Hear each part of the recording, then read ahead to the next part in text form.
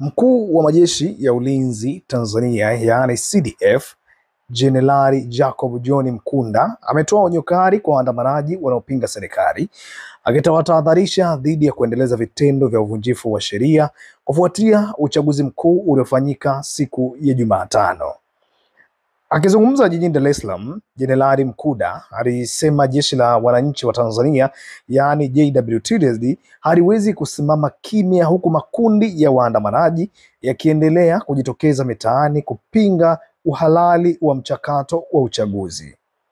Alisisitiza kuwa jeshi likishirikiana na polisi na vyombo vingine vya usalama liko tayari kuchukua hatua ndani ya mipaka ya sheria kurejesha utulivu endapo vurugu zitaendelea. Onyo hili limetolewa wakati hali ya kutoridhika kwa umma ikizidi kuongezeka, huku maandamano madogo yakiripotiwa katika miji mikubwa ikiwemo Dodoma, Arusha na Mwanza, ambako wafuasi wa upinzani wanadai kuwepo kwa udanganyifu mkubwa katika mchakato wa uchaguzi.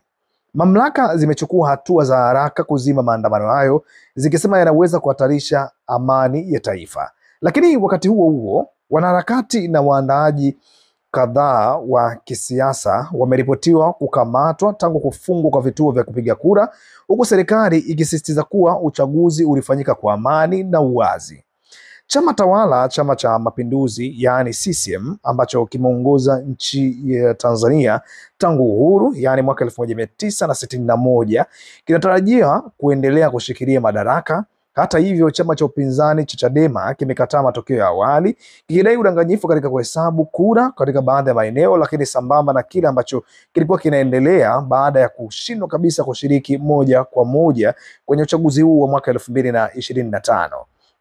Taarifa zinasema milio ya risasi imesikika katika jiji la Mwanza, huku mapambano yakiripotiwa jijini Dar es Salaam na Dodoma, ambako ulinzi umeimarishwa na barabara kuu nyingi pia zimefungwa mpaka hivi sasa.